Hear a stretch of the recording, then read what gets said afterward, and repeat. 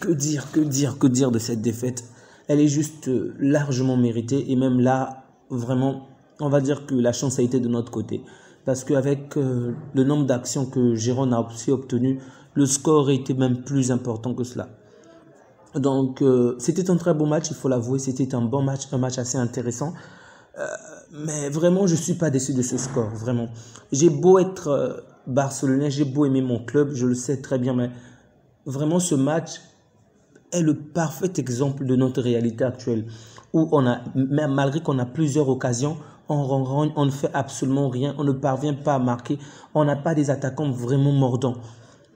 Et défensivement, il y a pas mal de choses à faire encore. Défensivement, il y a vraiment beaucoup trop d'erreurs. On a eu tellement d'erreurs. Donc, à un moment, je me demandais si on était une équipe de la seconde division ou même d'une division encore inférieure. C'est pas possible.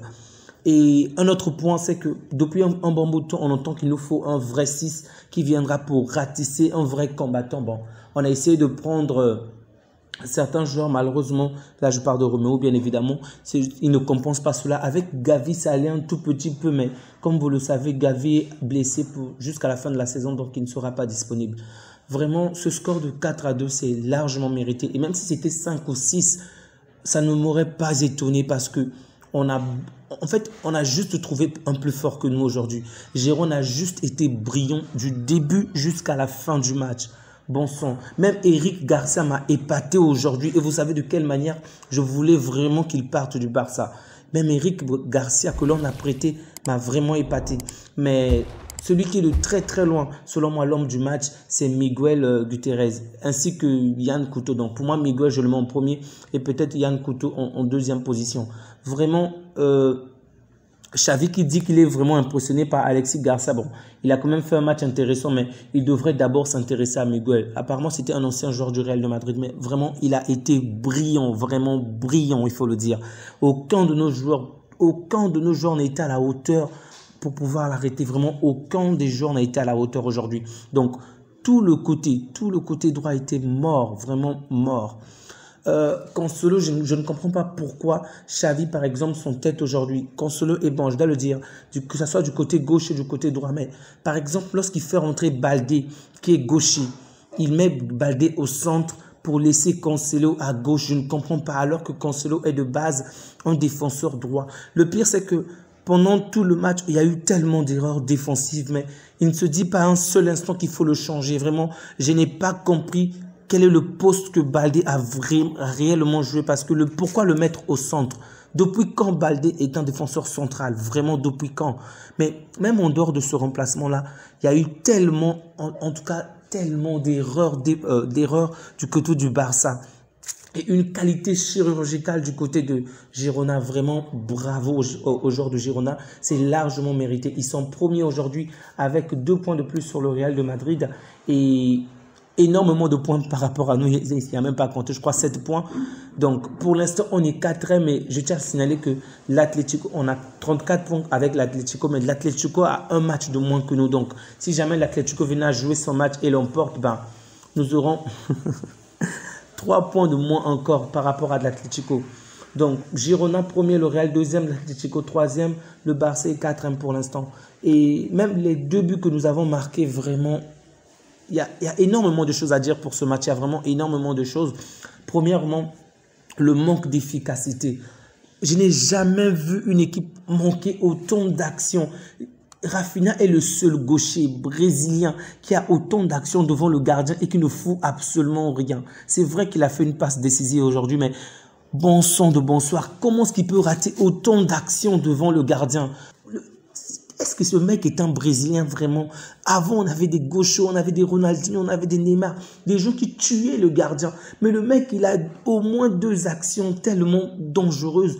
Il ne fout absolument rien. Vraiment, non seulement il les rate, mais il ne crée aucun danger. Il n'y a absolument rien. Bien évidemment, il n'est pas le seul fautif de notre défaite aujourd'hui. C'est toute l'équipe qui a merdé, il faut le dire. Mais le niveau de Rafinha, est-ce que vraiment, en toute sincérité, le Barça dans les CNTP, est-ce que ce joueur-là peut être titulaire? Vraiment, c'est pas possible. Ce sont des joueurs qui devraient normalement rentrer dans les 5, les 10 dernières minutes.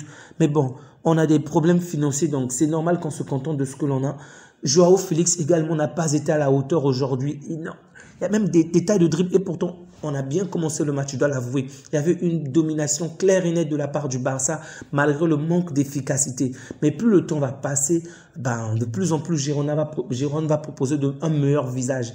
Donc, non seulement on ne parvenait pas à marquer, mais on commettait plusieurs erreurs. Et donc, Girona on a profité. Eux, de leur côté, ils ont certes pas été, on va dire, au début du match, bien évidemment, ils n'ont pas eu énormément d'occasions comme nous, mais dès qu'ils avaient la moindre occasion, on sentait un réel danger. Un réel danger. Et donc, c'était vraiment, alors là, vraiment pas évident de la part de Lunin. Il ne pouvait, excusez-moi, de Peña, il ne pouvait absolument rien faire. Il n'est en aucun cas fautif de ces 4 buts. C'est défensivement qu'on n'a vraiment pas été à la hauteur et même le milieu du terrain. Aujourd'hui, c'est fou. Mais si on me demande qui est le meilleur défenseur, je dirais même De Jong, ce qui n'est pas correct puisque c'est un milieu du terrain. Mais à plusieurs reprises, il est allé être comme le défenseur central et il a fait un meilleur taf que tous les 4 alignés, ce qui n'a vraiment aucun sens, vraiment aucun sens. Je suis plutôt satisfait de considérer offensivement, mais défensivement, c'est une catastrophe, vraiment une catastrophe. Christensen, quel positionnement à 2 balles, vraiment, quel positionnement nul. Il n'arrive même pas à voir qu'il y a un adversaire juste à côté de lui. Il ne parvient non seulement pas à arrêter la balle, à suivre l'adversaire du regard. Et pour les courses, vous savez de quelle manière il est tellement rapide qu'une chenille va plus vite que lui. Araujo, j'aimerais l'en vouloir, mais comment pourrais-je l'en vouloir? Il est déjà blessé en ce moment. Bon, bref, vous avez certainement vu lors du match, il a retiré le masque, mais lui également, il n'a vraiment pas été à la hauteur aujourd'hui. Koundé qui était, en tout cas ma valeur sur en défense aujourd'hui, lui également a été catastrophique. Oh, c'est pas possible, c'est pas possible. Vraiment les 4-2, pour moi c'est même bénéfique, vraiment. Parce que d'une certaine manière, Xavi doit voir toutes nos erreurs que nous avons vraiment. On a eu des victoires qui ont vraiment, on va dire, camouflé toutes ces faiblesses-là. Mais cette défaite aujourd'hui est plus que bénéfique pour nous. À lui maintenant de pouvoir trouver les moyens nécessaires pour faire progresser cette équipe. De pire, c'est que, excepté le positionnement de certains joueurs, c'est que je ne peux même pas l'en vouloir dans l'ensemble parce que il a pratiquement mis le 11 type que nous avons. Et malgré nos actions, de nombreuses actions dangereuses, on a manqué d'efficacité. Gundogan, bravo pour son but, c'est un excellent but, mais combien d'actions il a dû rater avant de marquer ce but-là? Au moins 6 ou 7 actions, des balles, là je parle des tirs cadrés, je ne parle même pas des tirs non cadrés. Au moins 6 ou 7 actions, vraiment, c'est pas croyable. Comment est-ce qu'on peut rater autant d'occasions?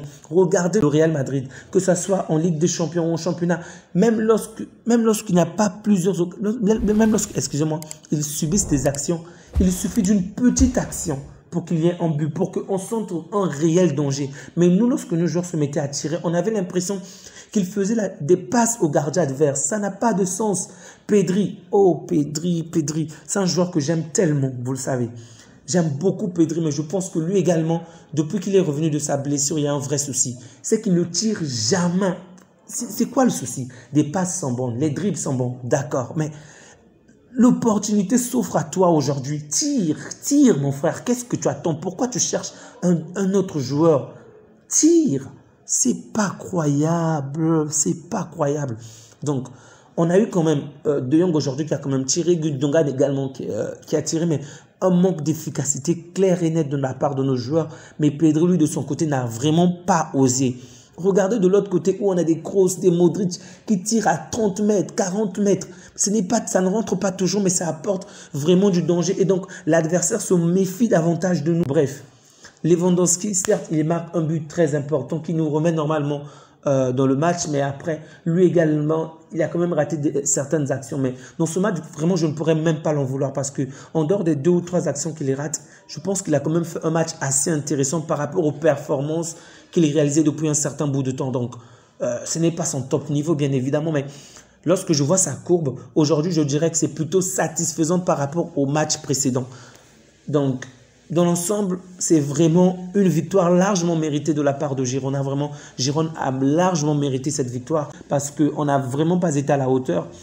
Fermín López également qui est entré, il a quand même apporté sa pierre à l'édifice, mais c'est toujours pas suffisant, comme je vous ai dit, dans les derniers mètres. Lorsqu'il s'agit par exemple de faire des relances de balles, dès que la balle sort et que c'est à nous de lancer la balle, on est nul.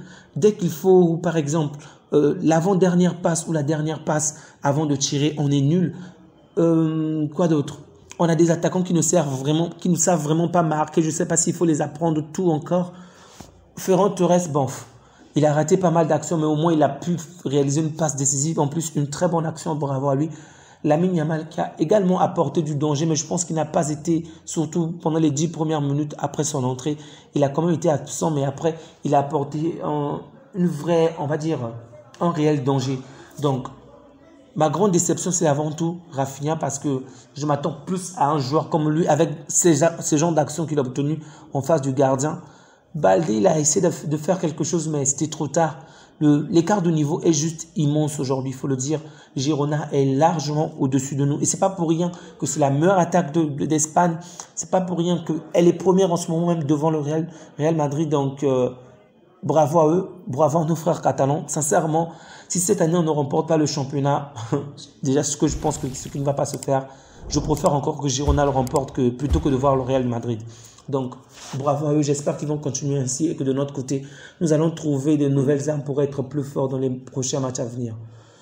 On va s'arrêter là les amis, surtout n'oubliez pas de laisser un like, de partager si vous avez aimé, ça fait toujours plaisir de pouvoir interagir avec vous, commenter, alors ça me ferait plaisir de savoir quel est votre point de vue à vous par rapport à ce match. Donc, l'objectif c'est atteindre les 500 abonnés avant la fin du mois, avant la fin du mois, donc la fin de l'année. N'oubliez surtout pas, abonnez-vous, je compte vraiment sur vous. Prenez bien soin de vous ainsi que des vôtres et que Dieu vous garde. Au revoir.